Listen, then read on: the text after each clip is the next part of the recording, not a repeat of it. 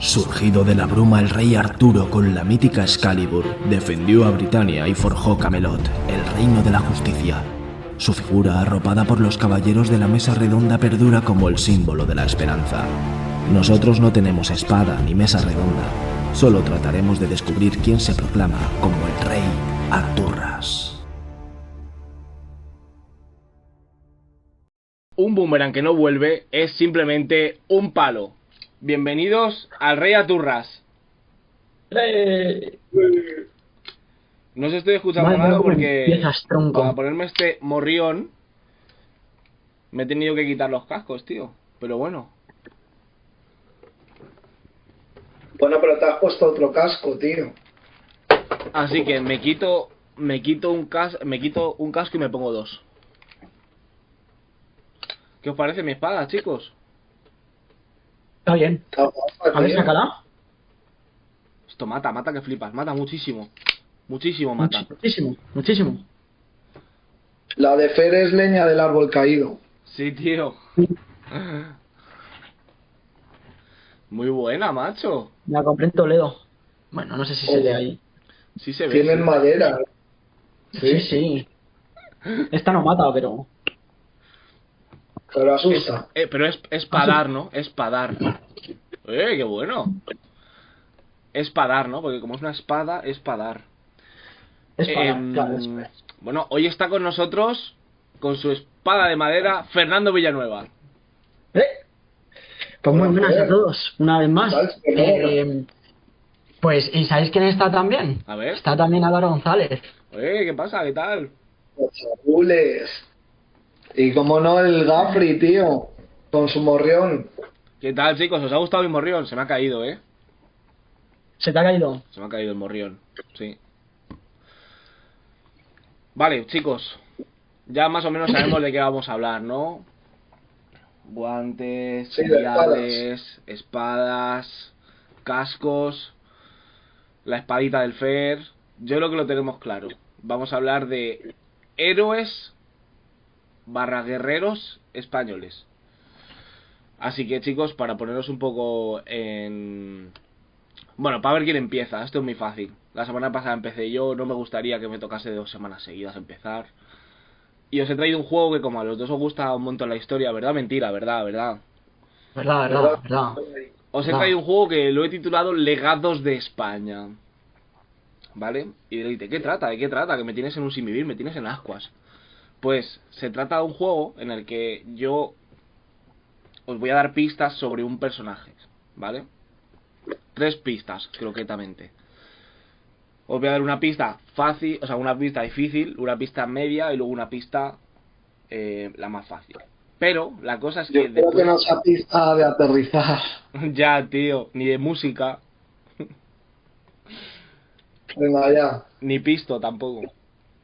Entonces os doy una pista y me decís alguien que creéis que es un personaje histórico. Y así hasta que lo adivinéis con la última pista, que yo creo que es la más fácil, ¿vale? ¿Estáis preparados? El que acierte, 8 puntos.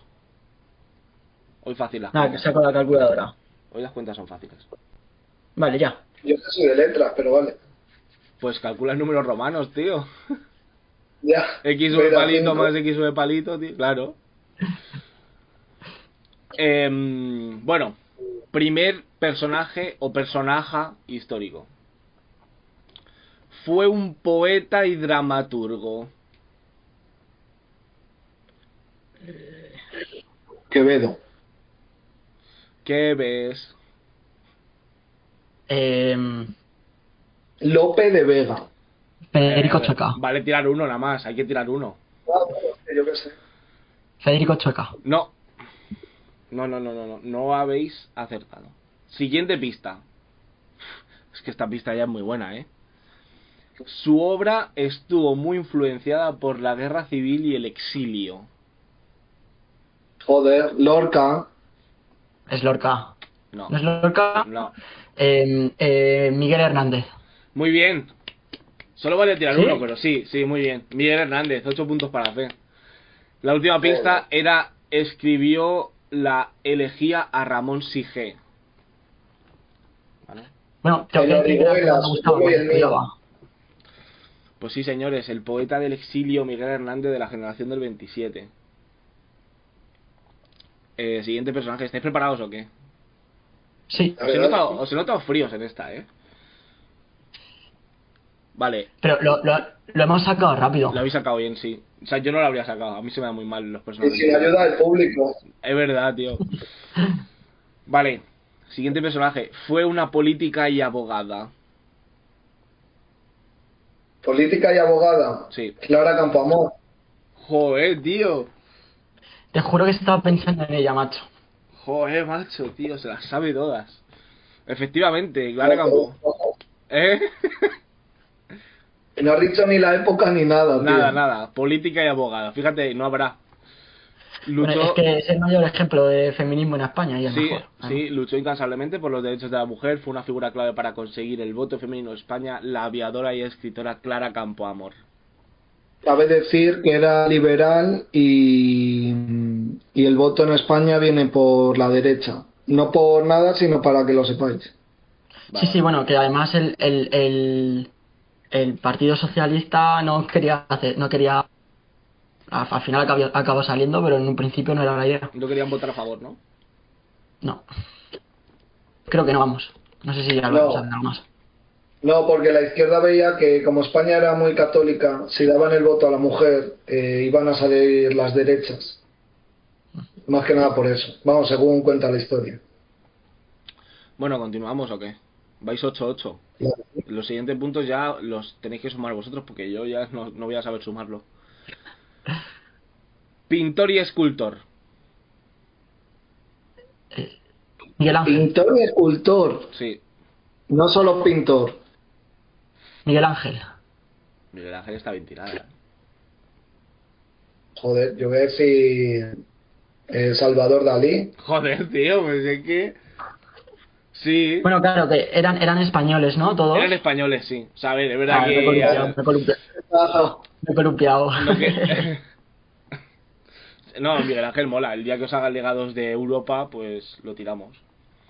Salvador Dalí, tío, fue un pintor y escultor catalán. Se le considera uno de los máximos exponentes del surrealismo, con sus relojes derretidos, su bigote icónico y su personalidad excéntrica eran tan famosos como su arte.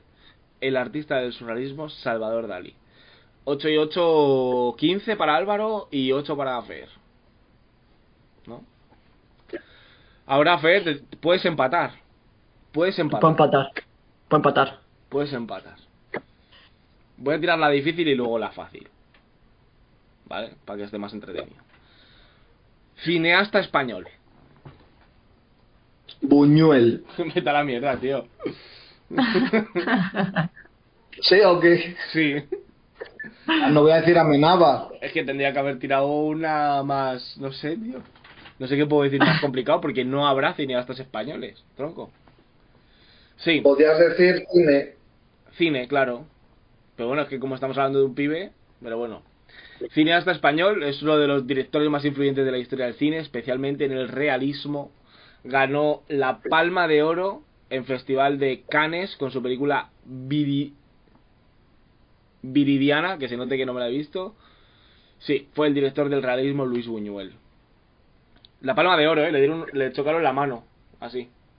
Bien hecho. Sí, señor. Claro, tío. Pues vamos a por el último. ¿Vale? Quien gane este gana a todos, ¿no? Yo Venga, te he va. pulsado fino. Es que ya voy a tirar la primera y ya la vais a saber. Porque esta sería la típica que yo acertaría también. Tira la última. No puedo tirar. Pero bueno. ¿Cómo lo puedo hacer más complicado? Sin pista. Fue un soldado. Fue un Gran soldado. Capitán. ¿Qué has dicho? Sin época. El Gran Capitán. Es que si ya te empiezo a decir épocas y no sé qué, me lo vas a sacar a la primera. Pues fue un soldado. Y espérate que no te diga la próxima. Fue. ¿Sabes? Un soldado, es decir, que iba unido, ¿no? No era de una pieza. Exactamente. Soldado. Estaba totalmente soldado. Joder, gran capitán. Como Roberto, tío. Roberto Soldado. Joder, pues yo voy a decir, yo qué sé, Franco. Bien tirada. No es, ¿vale? Poeta y novelista. Quevedo. Ahí está mi chaval, Cervantes. Don Miguel de Cervantes sabe de la gloria insignia de las letras españolas. El cronista del siglo de oro pasó un tiempo en la cárcel y fue esclavo. A pesar de haber vivido aventuras increíbles, solo la más famosa es la historia de un hombre que se imagina ser un caballero. La santificación de Don Quijote y la Don Quijotificación de Sancho Panza. Ahí estamos. Muy bien, Fer. Te ha servido para ganar, bro. Esto es así. Esa es la verdad. Qué fuerte, tío. Increíble, qué remontada. Le saco 100 puntos y gana él. Es que habéis tenido un problema que es que no sé sumar. Sí. Si te das cuenta de la dinámica de todos los juegos que hacemos, pierdo todo, gana. pero al final... Sí, es verdad. Bueno, pues si quieres dejar que empiece Álvaro, que nunca ha empezado. Que No, a mí me da igual. No, venga, voy a empezar yo. Yo vengo con ganas. Voy a empezar yo. Pues venga, métele a eso. ¿Os suena la frase de Roma no paga traidores? A mí me suena la de Roma no se construyó en 2 días, ni en 1, y la de todos los caminos... Roma al revés es amor. Todos los caminos llevan a Roma. De Roma me sé solo esas. Solo te sabes esa de Roma, ¿no? Eso es. Pues papel y boli. Venga. Hoy vamos a hablar de Viriato. El mismísimo. El mismísimo Viriato. Pero antes, para poner en contexto, os tengo que contar que fue la Segunda Guerra Púnica. La Segunda Guerra Púnica fue una guerra entre Cartago y Roma que ocurre en el marco de las llamadas guerras púnicas, ¿no? Esta guerra se da desde el 218 a.C. hasta el 201 a.C. Y fue un famoso conflicto pues entre Cartago y Roma, que eran las dos grandes potencias del Mediterráneo en aquel. Bueno, un poco para que sepáis, en la Primera Guerra Púnica gana Roma. Entonces lo que hace Cartago es se reúne bajo sus mejores generales y entran por la península ibérica, por España. Aníbal Barca empieza a controlar la península ibérica y decide que es hora de ir a Roma. Para esto ataca una provincia bajo control romano que era Sagunto, que está en Valencia, y esto provoca una declaración de guerra a Roma. Pero eso también es de la batalla de Cartílago. ¿Del Cartílago? ¿Es también de ahí o es otra?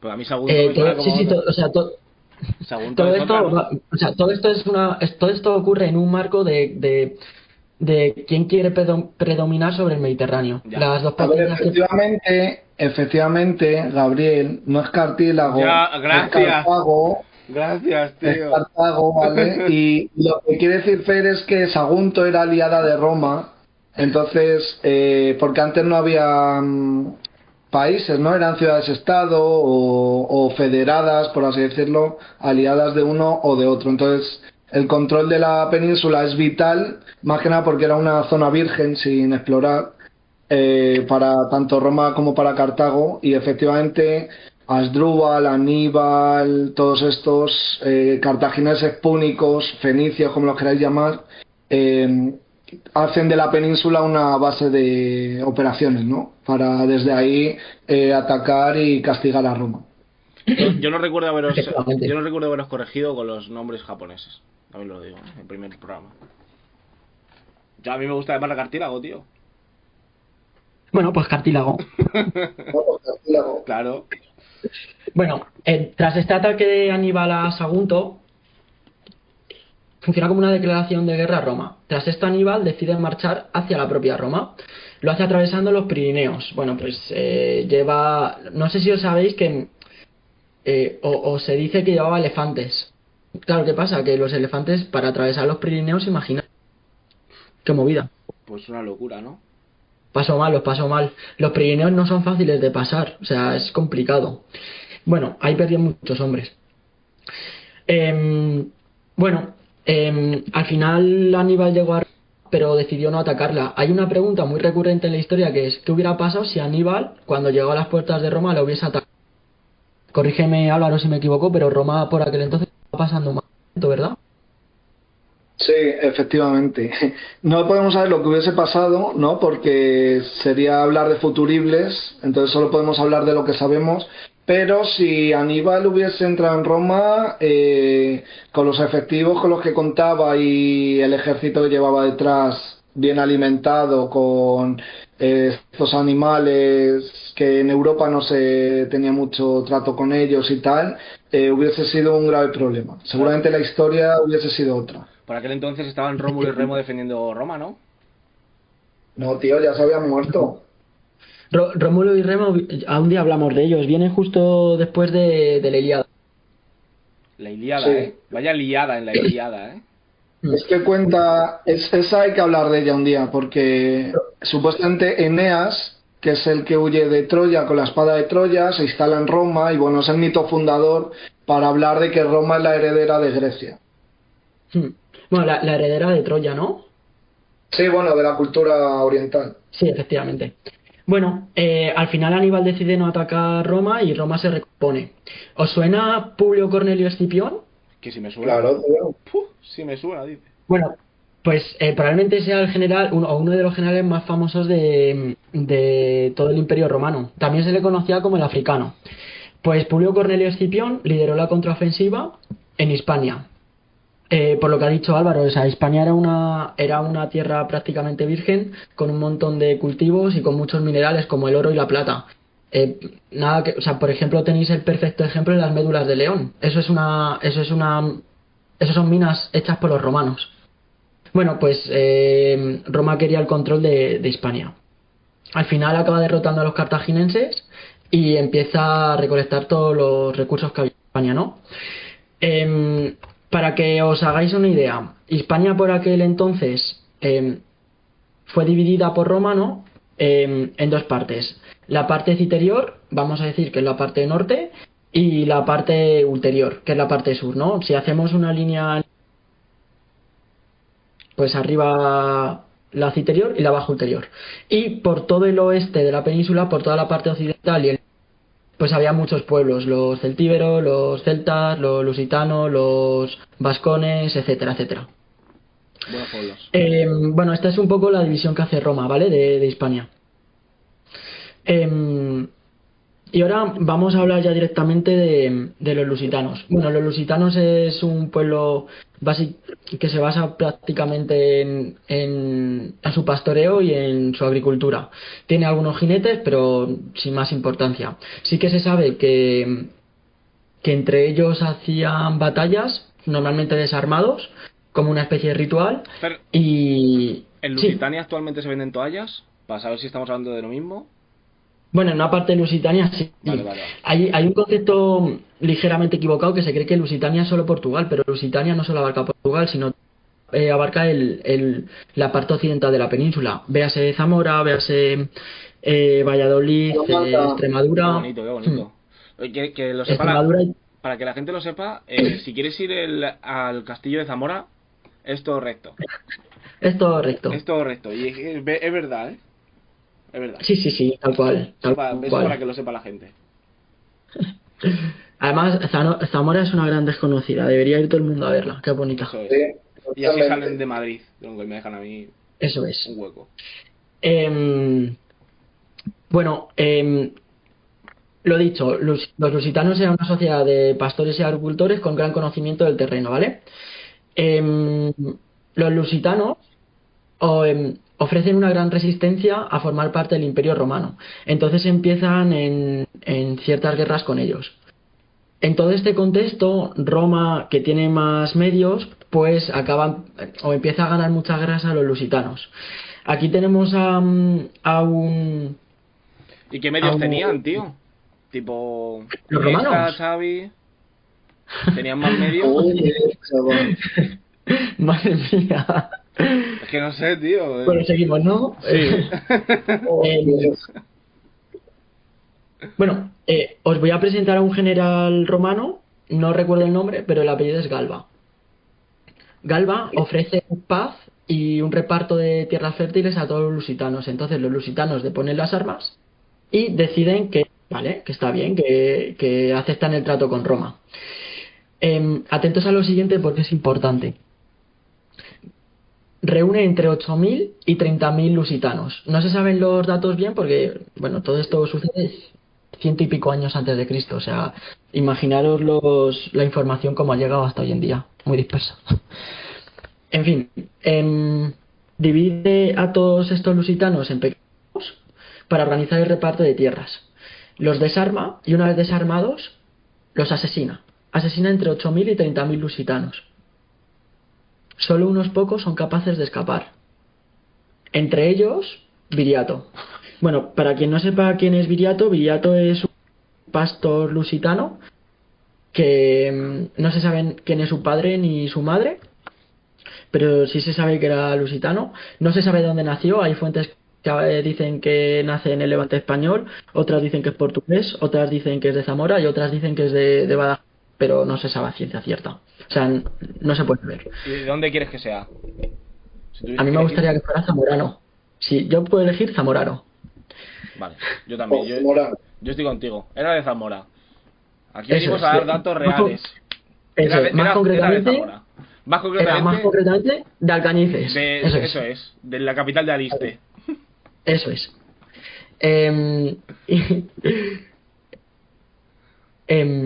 Bueno, Viriato consigue sobrevivir. Es que me veis por las ramas, tío, me despisto y se me va. Claro, esa es la idea, tío, hablar un poco de todo. Estamos hablando de Viriato y luego pues de pueblos tan maravillosos como Trabazos, Rabanales, Maide. Todo lo que viene a ser la comarca de Aliste. Exactamente, si es que no lo conocemos, tío. Si es que... Bueno, igual nos conocemos también el terreno como el propio Viriato. Puede ser, porque era zamorano, tío. Claro, que sí. Bueno, pues Viriato consigue escapar, ¿vale? Con gran astucia. A partir de este momento, Viriato desde una colina mira el trágico suceso de Galba y jura venganza a Roma. Desde ese momento empieza a organizar un ejército lusitano y empieza una técnica que en España sabemos hacer muy bien, que es la guerra de guerrillas. Sí, macho. Bueno, Me refiero que se inventa en España. Se inventa aquí, además lo vamos a ver ahora y lo vamos a ver con los ejemplos de después, que la hemos ido utilizando en todos los conflictos de la península ibérica. Una cosa de locos. Se nota bien. Viriato hace una fuerte oposición hacia Roma.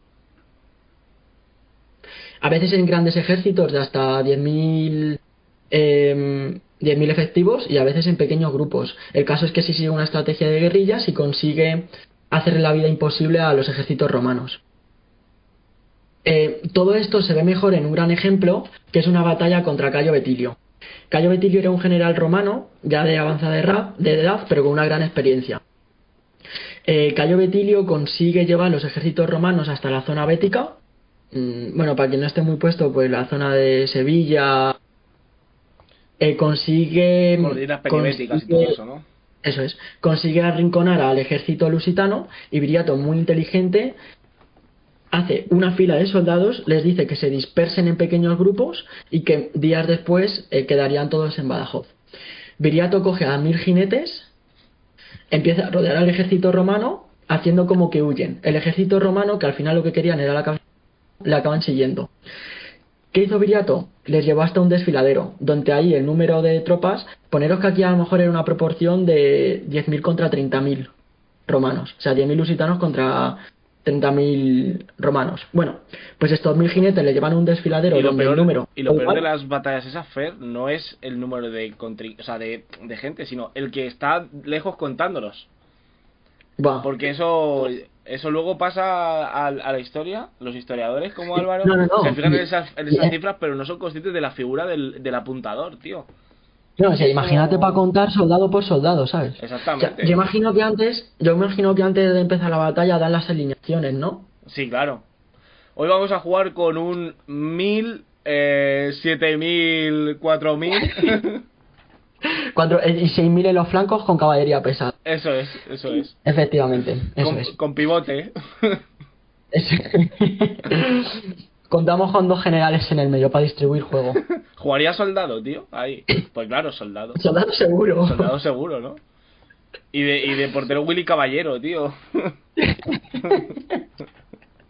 No, de portero no, de arquero, tío. Es verdad, tío. Bien Claro, visto, macho. en la retaguardia, sí Sí, señor. señor. Bueno, les lleva hasta un desfiladero y vence al ejército romano. Tras varias derrotas, los lusitanos le dan a Viriato como el título de rey, aunque él no lo quería, al final acaba ejerciendo como tal. Viriato ¿Cómo se hace consigue eso? Caudillo. ¿Eh? Caudillo, ¿no? Caudillo, tenía un nombre en latín, ¿Cómo se no hace sé, eso? Rex puede ser, Rex es rey, De ¿no? Rex o Dux. Dux. Tienes ¿Cómo tu se hace tienes eso? tu razón. ¿Cómo no quieres ser rey y te hacen rey? O sea, ¿qué te persiguen con la Ah, corona? Título, tío. Toma. Al No, final- que no al- quiero ser rey, no me la pongas. al final- No me la pongas. A ver, él dice que no, o sea, lo que se dice en la historia es que él no quería títulos porque él no se considera superior a nadie. Él era un Muy pastor humilde, humilde. muy humilde, además. Humilde, chaval cercano, trabajador. Eso Es es. que lo tiene todo. Y encima con títulos. O sea, un tío currante y con título. Es una máquina. Eso es no una lo ves hoy en máquina. día, ¿eh? Eso ya no lo hay. Bueno, llega a tener tanto poder que él consigue una paz o una paz con Roma, y Roma le otorga el título de Amicus Populi Romano, que significa amigo del pueblo romano, y que van a ser aliados de Roma. Cuando esto llega al Senado romano no les hace gracia porque no quieren ser amigos de un bárbaro, o lo que ellos consideran un bárbaro, e intensifican la presión sobre el pueblo lusitano. Antes de seguir, me gustaría hacer un inciso para que veáis un poco cómo era un poco la época. Viriato se sabe que se casó con una mujer cuyo padre sí que era aliado de Roma o tenía muchos negocios con Roma. En la propia boda de Viriato, este padre sacó todo el oro y toda la plata en platos, cuchillos, cubertería, etcétera, que le ha proporcionado para hacerle ver a Viriato que Roma no era tan malo. Pero ni con esas Viriato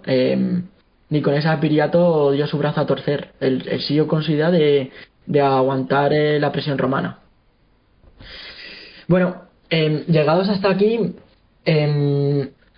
hablamos hace algún programa de conspiraciones, ¿no? Sí, sí. Me acuerdo. Pues aquí también hay una conspiración que por lo que se sabe en los libros o en los textos que nos ha llegado hasta aquí es real.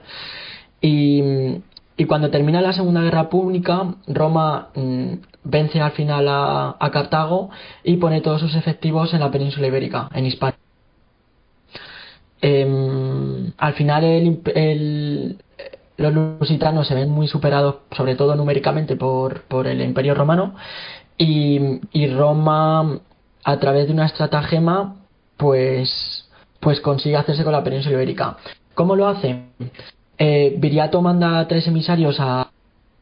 Estos emisarios se llaman Audas, Ditalcón y Minuro. ¿Dónde vas, Audas? Vaya nombres tenían antes, tío. Sí, pues estos 3 habían comido en la misma mesa con Viriato, eran Viriato de la máxima confianza de Viriato. Bueno, pues Roma les promete mucho oro y mientras Viriato duerme, pues es asesinado con un puñal en la garganta. Fíjate. Bueno, deciros que cuando estos traidores van a por su oro a Roma, al propio Senado de Roma, Roma les contesta que Roma no paga a traidores. Joder, y se cierra el círculo, ¿eh? De lo que había dicho al principio. Y hasta aquí la historia de Viriato, chicos. Espero que os haya Cabe gustado. decir que igual que pasó con Opas en Covadonga, que no se supieron más de los cuerpos de Audaz y demás. No se supo de qué, de dónde los dejaron o cómo. No, claro que, o sea, Roma no paga traidores, pero que tampoco te va a dejar que te vayas. Ya. Claro. Sí, sí. Pues sí, Fer, a mí, yo es que la verdad que soy admirador de Viriato. Y bueno, he de decirte que después la península ibérica, o Iberia, o Hispania, o como se la empieza a llamar ya, Es el último reducto que queda para que Roma se implante su imperio, ¿no? Entonces, el imperio romano, por así decirlo, comienza con la extensión en la península itálica, y Hispania, a pesar de haber vencido a los lusitanos, todavía le quedan las guerras cántabras que se dan entre el año 29 y 19 antes de Cristo. Entonces ahí surge otro viriato como apunte, se llama Corocota, que el emperador llegó a pedir una recompensa por él y él se presentó a la cara del mismísimo emperador a recoger esa recompensa, ¿no? Entonces Corocota es el viriato cántabro, por así decirlo, y bueno, si os lo podéis leer por ahí o mirar algo de él, os va a sorprender. Corocota, ¿eh? Corocota. Bueno, apellido, nombre...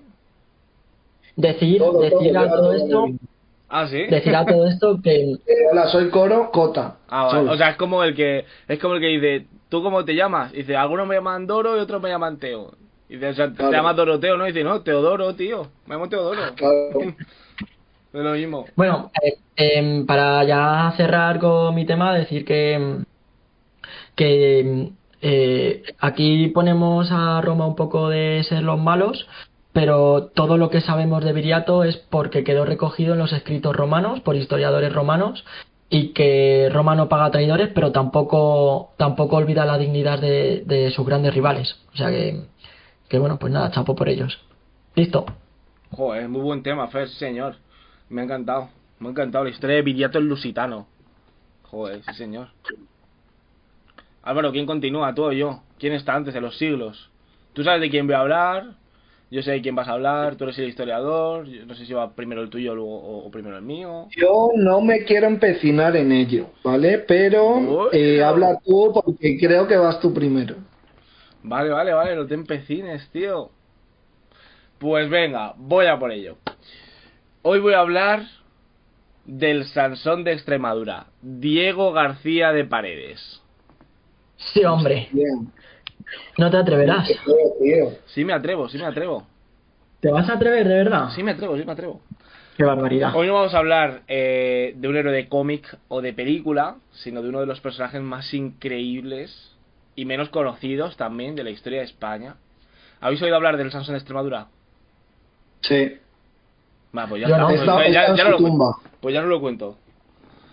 He oído hablar de Extremadura y he oído hablar de Sansón, pero del Sansón de Extremadura no. Fíjate que mezcla, ¿eh? Pues hoy te voy a hablar de él, ¿ves? Porque te va a encantar, te va a gustar un montón. Sí, hombre. Diego García... Cabe decir que Diego García de Paredes, hay veces que es el Hércules de Extremadura también, o sea, lo vais a encontrar con muchos... Tiene todo apela a su fuerza. Muchos motes. A su fuerza y a su valor. Luego os Yo tengo he preparado visto un su juego, ¿eh? espada y está en su tumba, en Trujillo.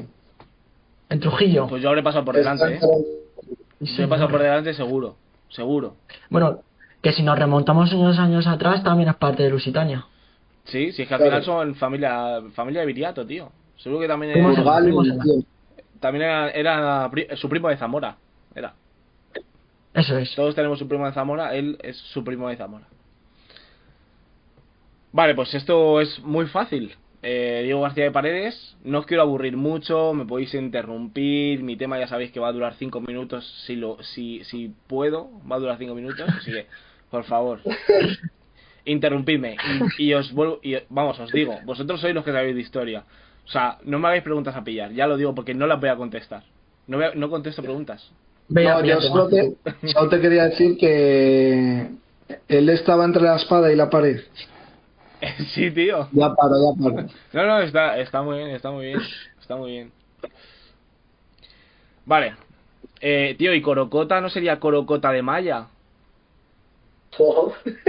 Pues, Claro, es que si nos ponemos así sabemos todos, tío. Sabemos todos. Pues fue efectivamente un caballero que nació en Trujillo, Extremadura, a finales del siglo XV. Como me habéis dicho que no sabéis de números, pues os lo tiro así, XV. Su historia parece sacada de la mitología, pero es absolutamente real, ¿vale? Os lanzo una pregunta. ¿Qué creéis que haría un niño que tiene una fuerza sobrehumana capaz de arrancar árboles de raíz o de detener la rueda de un molino con sus manos? ¿Qué creéis que haría? ¿Qué haría? Detendría la rueda de los molinos, por ejemplo. Sí, detendría la rueda de los molinos, efectivamente, pero... Y arrancaría árboles. Y arrancaría árboles. Vale, vale. Y no solo eso, sino que arrancaba las verjas de las casas. Bueno, esto no sé si lo vas a contar, pero es una leyenda que se le atribuye a él para salvar y rescatar a su amada. O sea, es un tío de cuento, ¿no? De epopeya digna de contar, que en España pues no hemos tenido esa suerte. De epopeya y con los brazos además de Epopeye, tío. Era un romántico o sea, era un guerrero y además un romántico. Un romántico asalvajado, tío. Era el típico pueblerino gigante que llega a la novia con las cejas juntas y un ramo de flores. Era ese tío. Así bueno, un ramo de flores o un árbol. Exactamente. Un árbol en una piscina. un ramo de árboles. Vale, pues os lo digo yo. ¿Qué haría un niño con una fuerza sobrehumana capaz de arrancar árboles y todas esas cosas? Pues muy fácil. Se dedicaría a la guerra, tío. A la guerra. ¿Sabes? Imagínate a Diego García de Paredes apuntándose a la mili o que le llaman para la mili y de repente tiene los pies planos. O sea, sería un desperdicio. ¿Te le vas a llevar a la guerra? Al mejor... Ya, pero es que tengo los pies planos. Bueno, pues ya lo siento, pero no. Pues imagínate, eso podría pasar. Pues Diego García de Paredes, ¿vale? Se hizo un nombre en los campos de batalla de Italia y Navarra. Su fuerza y valor ¿De qué época hablamos? Siglo XV. Vale, no, para ponernos en contexto. Vale, ya os había puesto en contexto, pero no me haga buscar información que ya he dicho porque me pongo nervioso. Pero en el siglo XV, en plan, ¿es importante? ¿Qué? ¿Por qué es importante el siglo XV? ¿Qué había en el siglo XV? En el siglo XV no era... En los Reyes Católicos estaban ahí, ¿no? Ah, bueno, vale. Ahí andaban, sí. Andaban, Por ahí tío. andaban. Más yéndose que quedándose, pero sí. Efectivamente, gracias por preguntarme, chicos. Os lo voy a decir resumidamente. El siglo XV y finales supone un paso para la humanidad que Gabriel nos iba a poner en el contexto, pero os lo pongo yo. Gracias. España termina la Reconquista. Hay peleas entre Francia y España por la herencia italiana, por eso están ahí los españoles. Más o menos en esta época Navarra estaba ya anexionándose a España. España competía con Portugal por buscar una ruta. Eran las dos potencias, ¿vale? Castilla y Aragón, es decir, España y Portugal, estaban en busca de la ruta de las especias, ¿no? Hacia la India. Entonces, en esa carrera por el Mediterráneo y por el Atlántico, tenemos que tener en cuenta que también estaban los otomanos, el Imperio Otomano en expansión. Constantinopla había caído unos años antes y España se encaminaba a ser potencia. Diego García de Paredes le situamos ya en lo que vienen a ser los tercios, el germen de los tercios, pues todavía no eran tercios, y estaba combatiendo a las órdenes del Gran Capitán en Italia, ¿no? Contra Francia. Entonces le situamos en suelo italiano, ¿no, Gabriel? Sí, le situamos si quieres en el suelo que quieras, en el suelo pélvico, porque no tengo ni idea. Y además en el siglo XV está el mejor año de toda la historia. Sí, lo decimos a la vez todos. Una, dos, tres. 1492. Muy bien. Qué buen año, sí señor. El año que se hundió el Titanic, ¿no? Bueno, sí. Siguiente cosa. Vale, ya nos hemos puesto en contexto. Vale, efectivamente el Gran Capitán lo iba a decir después, pero ya te has adelantado como siempre. Vale. Diego García de Paredes se hizo un nombre en los campos de batalla de Navarra e Italia. Hasta el mismísimo emperador Carlos V lo elogiaba, diciendo que sus hazañas eran espanto y asombro de vuestros enemigos. Vale, era más que un bruto, tío. O sea, el Barça es más que un club, este es más que un bruto. ¿Vale? Aunque era más famoso por su fuerza, no era solo eso, ¿vale? Era un hombre de culto. Aprendió estrategias militares del mismísimo Gran Capitán, ¿vale? Gonzalo Fernández de Córdoba. ¿Lo sabíais? Era de Córdoba. ¿Eh? Era de Córdoba. Al menos su apellido sí lo era. También era un hombre de fe profunda. O de profunda fe. Su vida nos muestra que la fuerza bruta puede ir de la mano de la inteligencia y de la fe. Era full creyente, full creyente. Os vuelvo a hacer otra pregunta. ¿Qué hace que un héroe sea inolvidable? Sus hazañas. ¿Vale? ¿Algo más? La mítica que hay alrededor suya. Vale, más o menos, sí, ese es el punto. Porque yo puedo ser un guerrero que flipas y tener unas hazañas que flipas, pero si nadie habla de mí, no voy a ser recordado. Entonces sí, no solo sus hazañas, sino lo que la gente dice de él, ¿vale?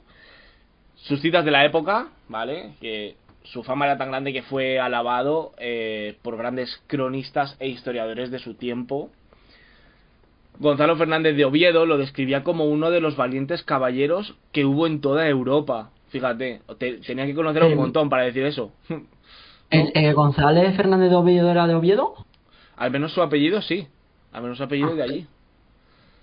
El historiador Luis Zapata de Chávez, que será de Chávez, lo llamó Héctor o Aquiles de España, tío. Oye, ¿te imaginas a Aquiles, tío, firmando un talón? O sea, no sé si me explico. Venga, te pongo un talón, ¿sabes? Y firmado Aquiles. Bueno, incluso el dramaturgo Lope de Vega y Cervantes usaron su figura para crear personajes en sus obras. Esto nos demuestra la leyenda que entraña este personaje en su época, ¿vale?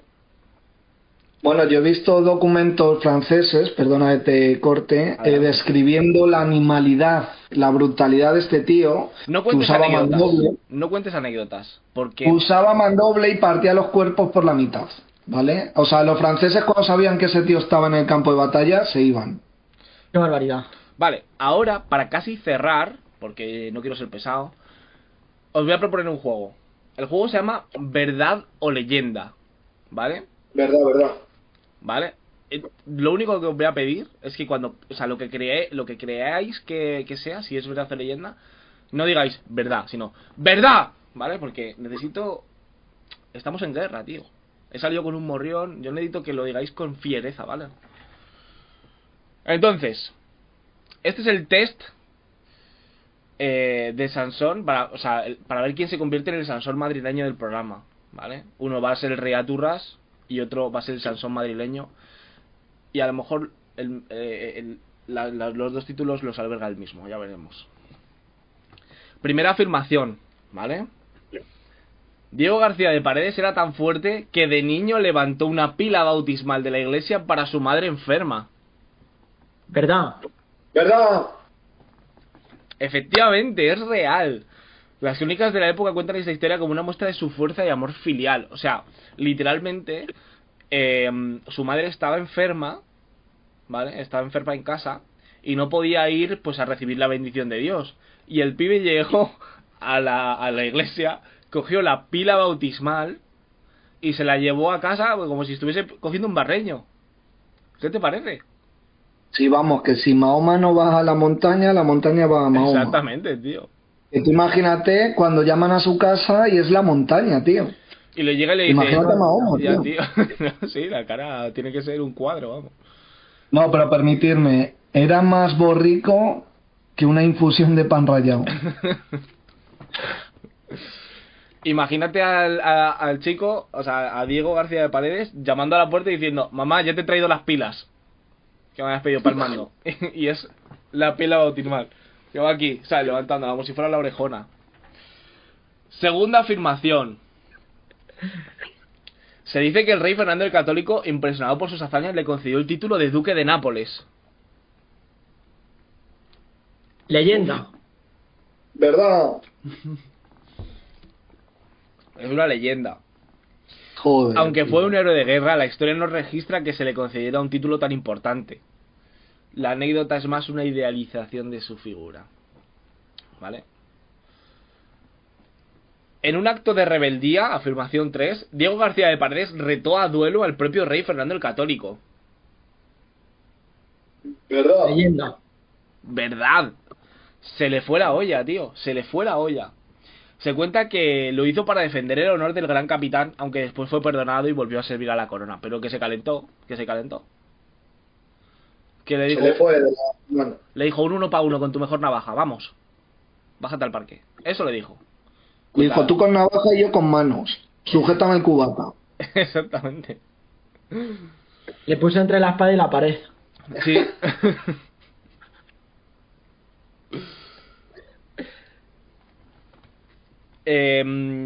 Otra afirmación. Diego García de Paredes combatió contra los turcos en la batalla de la isla de Rodas y ayudó a los caballeros de la Orden de Malta a defender la fortaleza. ¿Verdad? ¿Y tú, Álvaro? ¿Verdad? También. Es un mito, tío, es un mito. Aunque podría haber estado en todas las batallas, porque desde luego que podrías encontrártelo en cualquier batalla. Fue un cruzado y combatió contra los turcos. Las crónicas no detallan que participara en la famosa batalla de Rodas. Esta leyenda probablemente surge por su reputación como defensor de la fe cristiana. ¿Vale? Durante una batalla se enfrentó él solo a un ejército entero en un puente estrecho y los detuvo a todos. ¿Verdad? ¿Verdad? Ya te Verdad, lo digo yo. verdad. Estuviste ahí, ¿no? Viéndole. Y tú ahí, ¡vamos, Paredes! Estuve, no, pero es que ya lo he dicho antes, que los partía, los ensartaba. Efectivamente, efectivamente. Mini punto para el historiador porque, aunque probablemente es exagerado, ¿vale? La hazaña del puente de Garellano es uno de los relatos más famosos sobre él. Al final, o sea, el chico se puso en un puente estrecho y, vamos, yo no sé cuántos guerreros había en cada bando, ¿vale? Porque eso nunca, o sea, no lo sé. Pero él se puso en el puente y les hizo así: jefe, pásate por aquí, 1 a 1, va. Y iban todos, 1 a 1, a pegarse con él. 1 a 1. O sea, ¿os imagináis Asterix y Obelix, ¿no? Los dibujos y tal. Pues Sí. él es Obelix, hostia que daba. Entonces, esta anécdota es fehaciente, ¿no? Es real, está contrastada y aparece en la documentación. Y gracias a eso, las tropas del Gran Capitán pueden pasar el puente Garellano, ¿no? 1503, si no me equivoco. No te equivocas, Y seguro. vencer en la batalla. De hecho, esa leyenda dice que al acabar la batalla el puente se tiñó de rojo, de toda la sangre que había derramado el pedazo de loco de tu colega, ¿sabes? Mi colega con 2 copas. Pues ahí estaba. ¿Sabes? Ahí estaba. Y por último, última afirmación. Durante su juventud se dice que Diego García de Paredes fue amigo de Leonardo da Vinci en Italia y que el genio le pidió que posara como modelo para una de sus obras. Mito. Mito. Leyenda. Efectivamente es una leyenda. Aunque es posible que coincidieran en el tiempo, no hay evidencia histórica de que tuvieran una relación de amistad o que pasara o que fuese un amigo de Da Vinci. Es un ejemplo de cómo se mezclan las figuras de la época para crear una leyenda más grande. Para terminar, y ya sí que acabo, os voy a leer un poema del dramaturgo Bartolomé Torres que describe su fiereza en combate, ¿vale? Así que Dale, dale. me pongo en posición de poema, tío. Más venía tras aquel con gran porfía, los ojos encarnizados, el león Diego García, la prima de los soldados, porque luego comenzó tan sin sosiego y tales golpes mandaba, que salía el vivo fuego de las armas que encontraba. Tal salió, que por doquier que pasó, quitando a muchos la vida, toda la tierra quedó de roja sangre teñida. Y así Caballero, es la historia de Diego García de Paredes, el Sansón de Extremadura. No sé quién ha acertado de los dos, pero Empate. os voy a dar a los dos el título de Sansones madrileños. Eso es. Ah, pues gracias, tío. Nada, ese es vuestro título, Un tío. placer. Ese es vuestro Un título de placer. hoy. Así que Álvaro, oye Álvaro, esa camiseta que me llevas está guapa, tío. Camisada, tío. Encamisada. Como hoy tocaba la Encamisada. historia, os recomiendo que visitéis la web porque es alucinante. Hay buena mierda. Esta marca está enfocada en tu periodo, además, Gabriel. ¿Sí? ¿Y Sí. hay una camiseta de Diego García de Paredes o la habrá? La habrá, seguramente. Qué bueno, qué bueno. Ya que me prestas el espacio en camisada.com, ¿vale? Por si nos escucháis. Claro que nos escuchan. Pues bueno, Álvaro, Pues nada. cuéntanos. Os voy a hablar de otro espíritu indomable de la patria, tío. De un yokai. Otro Diego García Paredes, otro Viriato. Cuéntame. Esta vez en el siglo XIX. ¿Quién creéis que os voy a traer? Siglo XIX, ¿eh? Y no digáis Curro Jiménez, ni nada de eso. Que siglo XIX ya está aquí al lado, ¿eh? Sí, está ahí. No No sé, sé. ¿os recuerda a Napoleón? Napoleón me suena. Napoleón nos suena, nos suena. A mí me suena. Nos suena, nos suena. Manuela Malasaña. A mí, de hecho, Es un hombre. a mí, de hecho, buena parte del nombre de Napoleón me suena. Joder. Y si os digo Juan Martín Díez, Madre mía. Sí me suena, ¿eh? Sí me suena. Pero es que nos tienes en un sin vivir, tío. Deja de empecinarte. En un sin vivir, en un sin vivir. bueno, pues mira, hoy os traigo a un hombre que no fue rey ni noble, ni general de alta alcurnia, era campesino, como Viriato, Como la patata. hijo de un pequeño pueblo de Castilla, en Valladolid concretamente, y sin embargo llegó a ser el terror de Napoleón y símbolo de la libertad. Un patriota, luego liberal, traicionado, y efectivamente el protagonista de hoy, aunque se llamó Juan Martín Díez, la historia lo ha querido bautizar con el nombre de Empecinado. Ya ves. ¿Os suena ahora ya? Sí me suena, señor. sí me suena. El empecinado sí me suena. Una gran calle de Móstoles, además. Yo me leí un libro del empecinado, una vez. Ya no me acuerdo de nada, para que no me Bueno, preguntéis. pues este tío que se enfrentó a todo un imperio, ¿vale? Sin más tierra que él pisaba, y simplemente con el ingenio de suyo y con la gente del campo. O sea, este tío llegó a ser mariscal e incluso general, ¿vale? Nace en 1775 en Castrillo de Duero, en Valladolid, un chico normal, campesino, un labriego, y nada haría pensar, por lo menos cuando nace, que su nombre cruzaría los libros de la historia, ¿no? ¿Cuántos de los grandes héroes de España creéis que no nacieron en palacios sino entre surcos y barro? Es retórica, ¿no? Por lo menos estos tres. Eso es. Es retórica porque todos, básicamente, habéis hablado de Roma, de los tercios, o sea, nuestra historia da para tener un Hollywood propio, pero bueno, no lo tenemos. Nos queda siempre tener los héroes de verdad. Eso es.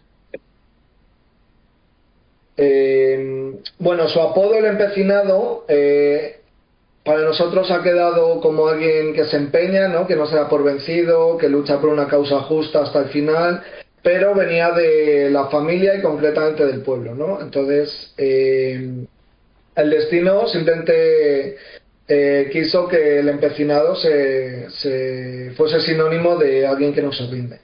Con apenas 18 años se alistó para luchar en la Guerra de la Convención contra Francia. Aquí la Guerra de la Convención se llama la Guerra del Rosellón, ¿vale? En la que esa gran alianza entre Prusia, Rusia, Inglaterra y España quiere frenar la Revolución Francesa, ¿no? Evitar que a los reyes, a los demás reyes se les corte la cabeza y bueno... Aquí empieza la enemistad que el empecinado empieza a tener contra los franceses, y tras la guerra de la Convención entre 1793 y 1795 el empecinado vuelve al campo, se asienta como labriego en Fuentecén, en Burgos, pero casualidades, caprichos, como lo queráis llamar, del destino, este hace que el empecinado no se dedique al campo, ¿no? Y Por lo que efectivamente, por lo que sea, efectivamente llega 1808, no sé si sabéis más o menos Me de suena, qué me voy a suena. hablar. Ese año, voy a tirar un dato porque soy malísimo con las fechas. Ese Dilo. año es cuando expulsan al zar Nicolás II. Hostia, ya se iba a pillar, puede ser, ¿no? Es que no lo sé. ¿De qué año habláis? Yo qué sé, la verdad, tío. 1808, tío. Joder. Es que por alguna razón me suena. El zar Lo Nicolás digo, lo II digo. que lo expulsan ahí o algo de eso. ¿Qué es? Dímelo, Fer, Vale. dime qué es eso, dime qué es ese año. ¿Qué año habéis dicho? 1808. No sé si me estáis vacilando. No, porque te lo juro. que para nosotros es un año muy conocido. A ver, A ver, Yo te lo he dicho en serio. a lo mejor Gabri se está equivocando con que en el año 1905 pierde La una guerra Revolución de contra Octubre. alguien. Que no me pone quién. No. El zar Nicolás II. Pero algo de eso, tío. el zar Nicolás II fue expulsado en 1917. ¿Ves? Claro. Me han fallado un par de años. Bueno, Soy malísimo con las fechas, perdonarnos. tío. Si se me olvida Voy mi a pedir cumpleaños. perdón a los oyentes y voy a proseguir. El año 1808, Napoleón es el líder indiscutible de Francia, nombrado emperador, ¿vale? Como el... Bueno, pero- autoproclamado emperador porque nadie le hacía frente, entonces es el producto de la Revolución Francesa, Napoleón, ¿vale? Emperador que no caballa. No. Joder. Claro, tío, es que... Tú sabes que yo tengo... Espero que esto lo cortéis, tío. Yo tengo un amigo... Madre mía. Yo tengo un amigo que le llamamos el atún, tío, porque no es bonito. Madre mía, chaval, y sigue, ¿eh? ¡Qué barbaridad! Joder, pensaba que estabais en el mismo mood que yo, pero ya veo que no. Bueno, sigue hablándome del empecinado. Sí, porque es que lo siguiente, o sea, vas a ser el rey a curras y todo Empecinas lo tú demás. con los pescados y madre mía. Exactamente, tío. Bueno, pues 1808, guerra de la independencia, guerra contra el francés, como queráis llamarla, ¿vale? Napoleón, os sitúo en contexto, se había hecho contra Europa, le había vendido la moto a España de que, oye, que voy hacia Portugal, déjame pasar, Ya. el aliciente que nadie cuenta con él. La mayoría del ejército español estaba en Dinamarca, en Alemania, combatiendo del lado francés, ¿no? Porque tenían esas alianzas entre España y Francia, entonces Napoleón sabe lo que está haciendo. Además, el rey español, Carlos IV, uno de los mayores traidores, no el que más, abdica por orden de Napoleón en su hijo, Fernando VII. Este a su vez abdica en Napoleón, que pone como rey de España a José Bonaparte, más conocido como Pepe Botella, por su afición al alcohol y demás. Al drinking. Entonces, hay veces que la traición se viste de uniforme y muchos poderosos doblan la rodilla, ¿no? Como pasó en España. Entonces aquí entra en juego algo personal. La tradición cuenta que un soldado francés, de estos ya asentados en España para pasar a Portugal, viola a una joven del pueblo del empecinado.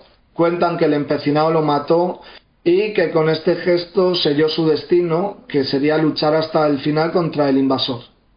Veremos que luego el invasor será Fernando VII, pero de momento es Francia.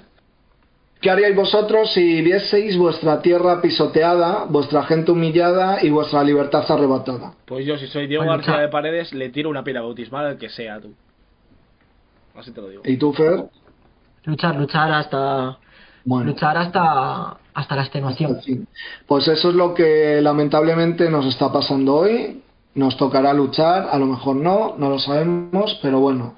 El terror de Napoleón, ¿vale? Hay que decir a los oyentes que la mayoría de las batallas en España las gana Francia, pero Francia pierde la guerra, ¿vale? Contra España. ¿Por qué? Porque hay un terror en Napoleón, que es lo que ya habéis mencionado antes, y es la guerra de guerrillas.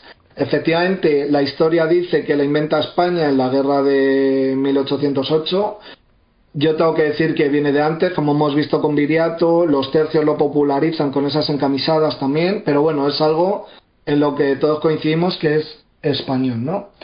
Mientras muchos huían o pactaban, el empecinado empezó a reclutar a campesinos, soldados dispersos y patriotas. Pero escucha. Nació así una guerrilla que conocía el terreno como la palma de la mano. Escucha. Emboscadas, sabotajes, ataques relámpagos a convoyes, liberación de pueblos. El empecinado inventó la guerra de guerrillas moderna, según nos cuentan. Dime, Gabriel. No, que habéis hablado de las guerrillas, pero no habéis hablado de cómo se hacen las guerrillas. O sea, de qué tratan. ¿Cómo Bueno, es la...? Lo voy a contar. Ah, lo vas La a contar, guerrilla es una guerra sucia, de desgaste, no profesional, ¿vale? y normalmente suelen ser trampas, sabotajes, pillar al ejército por detrás, son ataques rápidos y no en campo abierto, ¿vale? Entonces son como intifadas, como... ¡buh! Un susto, Pero suele ¿sabes? ser como en terrenos pedregosos, ¿no? Tipo que el enemigo No, no conoce, y que el enemigo lo conoce, son... pero los españoles en realidad sí, ¿no? O sea, se mueven, se Sí, a ver, distribuyen por suelen zonas, ser... por sierras y tal, y por, ¿no? O sea, eso es lo que a mí me sí, sonaba. la guerrilla lo bueno que tiene es que aprovecha cualquier zona. Entonces, en la guerra mundial vais a ver emboscadas en edificios en ruinas.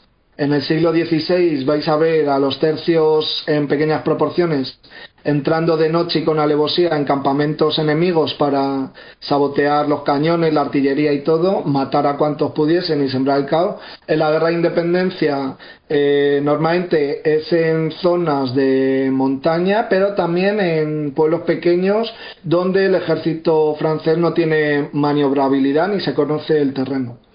¿Vale? En este sentido la guerrilla se puede hacer en cualquier lugar, lo que pasa que es pillar por sorpresa al ejército, hacer una guerra sucia y salir corriendo en cuanto antes, provocar el mayor número de daños y eso. Entonces al ser un ataque sorpresa, lo primero no se lo esperan, lo segundo tienen el terreno a su favor, los patriotas, y lo tercero produce desgaste, porque esto, igual que lo hacía el empecinado, se hacía en Zaragoza, se hacía en Bailén y se hacía en muchas otras zonas, ¿no? En Galicia, de hecho, tenemos el batallón literario, que un día deberíamos hablar de él. Nace con la Universidad de Compostela y son estudiantes, ¿no?, que, bueno, deciden unirse para luchar contra el francés y tal. Ahora no hay sentimiento patriota, pero os digo lo de siempre: mirar la historia con los ojos del pasado y no los de ahora. Ahora, evidentemente, yo creo que un 10% daría su vida por España, el resto, yo qué sé lo que haría, pero bueno, que sepáis que no es como antes y que la pregunta que os he hecho antes, muchos haríamos ciertas cosas, el resto no. Vuelvo. El propio Napoleón reconoció que esas guerrillas eran una pesadilla, ¿vale? De hecho llegó a poner una carta que la maldita guerra de España es el inicio de todos sus males.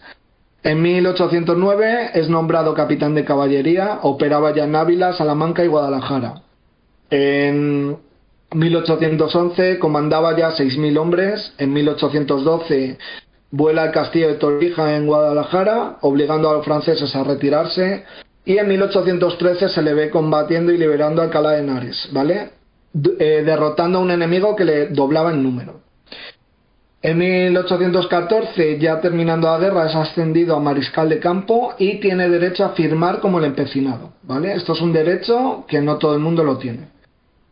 Yo os pregunto, ¿os parece curioso que un campesino sin título llegase a ser mariscal solo por su valor? Me parece muy curioso, la verdad, porque lo que A es mí me parece normal, curioso y bonito, además. Y bonito. sí, porque Y lo bonito. normal Vale. es que sea por lazos de sangre, ¿no? Que tú accedes a ese tipo de... Sí, pero España tiene algo bueno, tiene lo malo que es su historia, que no es recordada, pero tiene algo bueno y es que precisamente el valor sí que suele premiarse, no por reyes Suele ni ser nada, pero recompensado. de hecho cuando se crean los tercios para mí es un socialismo militar, ¿vale? Porque ahí todos son iguales y van ascendiendo por méritos, ¿vale? Tenéis el caso de Julián Romero, que llega a ser, o Álvaro de Sande, ¿no?, que llegan a ser, creo que maestres de campo y venían de lo más humilde. Vale, después de la guerra, terminada la guerra, se van los franceses y en 1814 vuelve Fernando VII con el apodo del deseado, ¿no?, que acaba siendo todo lo contrario. Vale, Fernando VII vuelve al trono, traiciona la Constitución, traiciona a los liberales y devuelve el absolutismo. Aquí se puede hablar de una primera guerra civil en España, o ideológica, ¿vale? Porque ya surge una facción liberal, surge otra absolutista, España está dividida en partes iguales más o menos. Y el liberalismo vino para quedarse, ¿vale? El empecinado, fiel a sus principios, no se doblega, lo persiguen, es desterrado y en 1820 es desterrado, creo que a Valladolid. En 1820 se produce el pronunciamiento de Riego, vuelve el trienio liberal, ¿vale? y esta vez vuelve a luchar contra los absolutistas del rey. Llega a ser gobernador militar de Zamora y capitán general durante el trienio liberal, ¿vale? Se cuenta que el rey le ofrece un título nobiliario y mucho dinero si se unía a su causa, pero el empecinado contestó que jamás iba a faltar sus juramentos. Aquí os pregunto, Gabriel, Fer, oyentes, telespectadores, ¿qué pesa más, un título y las riquezas o la dignidad y la palabra?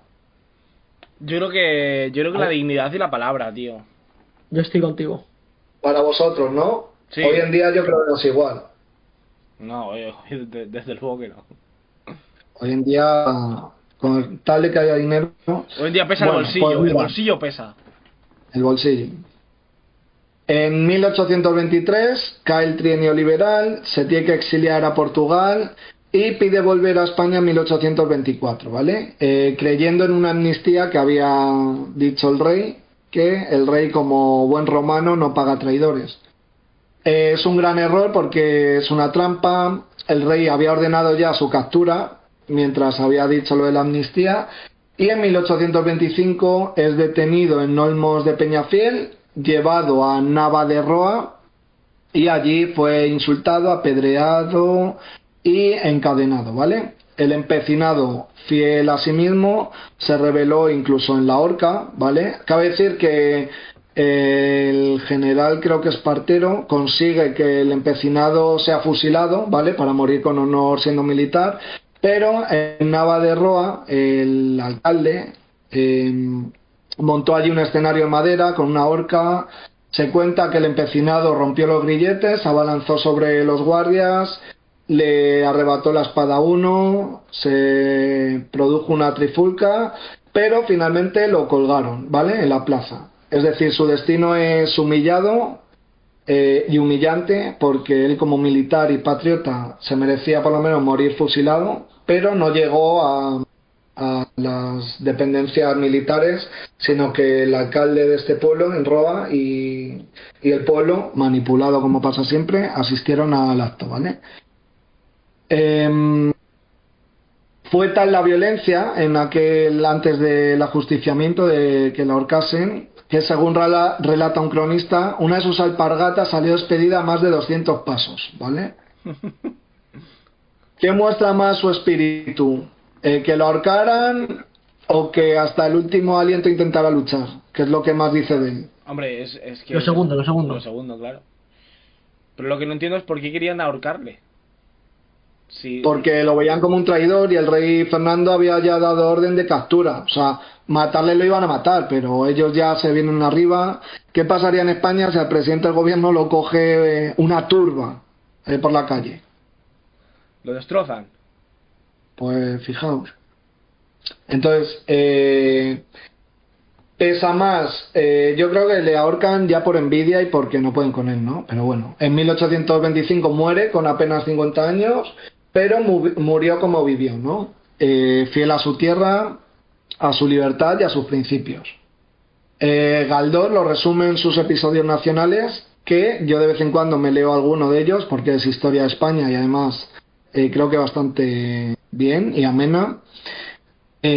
Murió sin doblegarse, como los viejos robles que crujen, pero no se quiebran, ¿vale? Eso dijo Galdós de él. Y su legado, pues eso, es un espíritu indomable, ¿no? Hoy cuando hablamos de libertad, muchas veces lo hacemos de manera abstracta, pero para hombres como el empecinado, como García de Paredes, como Viriato, como Pelayo, como tantos otros, la libertad es algo concreto, es vivir de pie aunque te cueste la vida, ¿no? Entonces, yo os quería preguntar, ¿qué significa hoy o qué puede significar ser el empecinado, ser un empecinado hoy en día?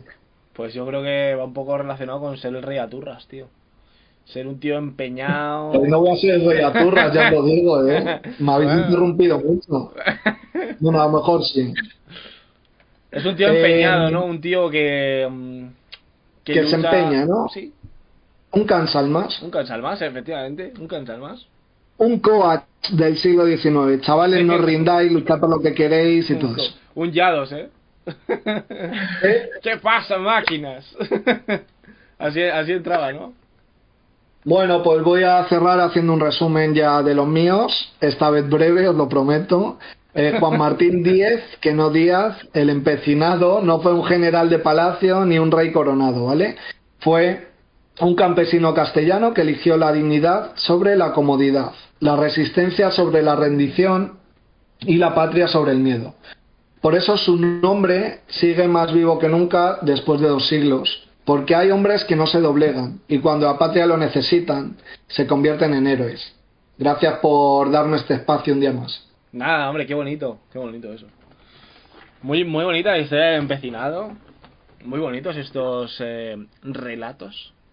La verdad yo no soy el espectador, pero hemos tocado 3 nombres y hombres que tela, ¿eh? Valladolid era Lusitania también. Importantes. Sí. Sí, ¿Eh? o sea, tres Sí. lusitanos. 3 lusitanos, efectivamente. Entre comillas, un poco. Lusitanos, romanos, visigodos, castellanos y españoles, ¿no? Dependiendo de la época. Sí, pues sí. En cualquier caso, íberos, ¿no? Ibéricos, perdón. Sí, ibéricos o españoles, porque España hasta el siglo XIX era sinónimo de España y Portugal. Hispania es tierra de conejos, ¿no? De metales. De metales. Bueno, casi Sí. lo mismo. Es que voy a hacer un inciso, Gabriel. Hispania se atribuía a los romanos, pero es un término que ha mencionado Fer antes, púnico o fenicio o cartaginés. ¿Vale? La raíz es distinta, por lo tanto el significado es distinto. Entonces, del Hispania o Hispania o lo que sea fenicio, los romanos lo adoptan y acaba siendo Hispania. Entonces, si hacemos caso a la primera, al primer nombre que se le da, viene a ser Fenicia, ¿vale? Tierra de metales. Si hacemos caso a la teoría romana, es tierra de conejos, ¿Y a ti qué te gusta más? metales. Vale, pues así se queda. Aunque los conejos, Gabriel. No sé nada.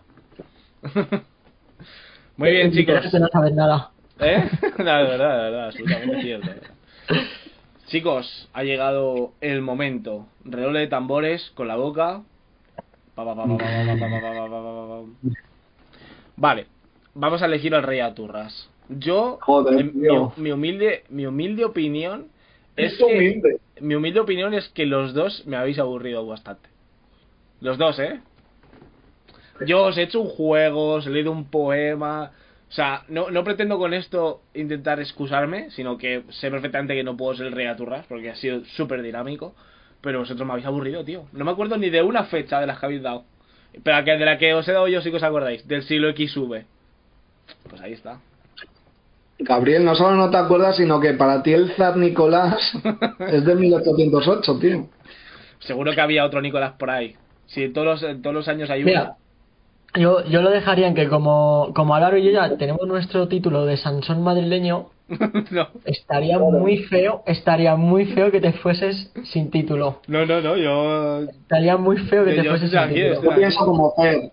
Yo pienso como Fer, aunque esto lo tendrá que votar el público, pero para mí eres tú, El Gabriel. público no va a estar Eres el nada de gran rey acuerdo. Aturras. El- Una semana más te llevas el título a El casa. público no tronco. va a estar nada de acuerdo con esto.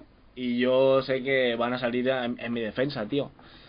A ver, yo en mi defensa voy a decir, yo hoy tengo el título ganado, lo sé. Voy a pelear porque no sea así, pero mi condición de historiador me hace ser cansino. Sí. Aún así os he hecho preguntas y he dejado que me interrumpieseis.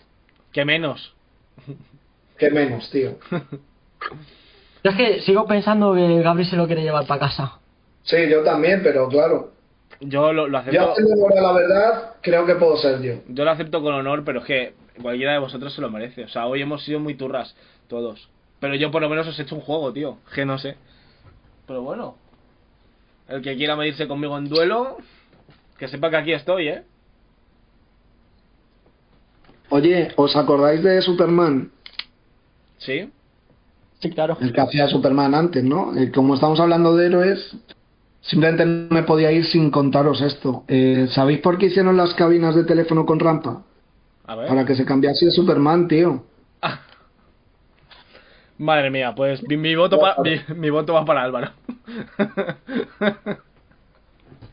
Ay. Bueno, chicos, asumo la responsabilidad, soy el rey Aturras, no pasa nada. Confío en la justicia, sé que otro día pagarán justos por pecadores, así que lo asumo. Soy el rey Aturras de hoy, gracias a mis Sansones madrileños. Un día más, los más aturros se despiden. Muchas gracias por estar con nosotros. ¿Algo queréis comentar, decir? No, que seguimos en la brecha en el siguiente episodio, tío.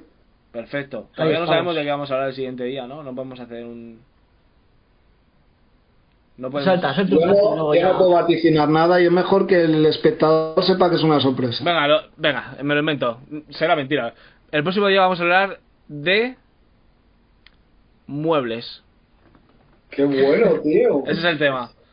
Pues yo no tengo ni qué a ver, yo, tío. ¿Qué dices, tío? Yo hablaré de... no sé, tío. Ya veremos. Sí, no te hagas ahora el sueco. De alacenas, tío. De alacenas. Hablaré de alacenas. Pues nada, chicos. Se ponen tontos ahora. Yo llevo tonto todo el programa y se ponen tontos ahora. En fin. Muchas gracias a todos por estar en este programa. Nos despedimos hasta el siguiente. Un abrazo fuerte. Nos Cuídense, despedimos mis panas. desde el Rey Aturras. ¡Ve! ¡Eh!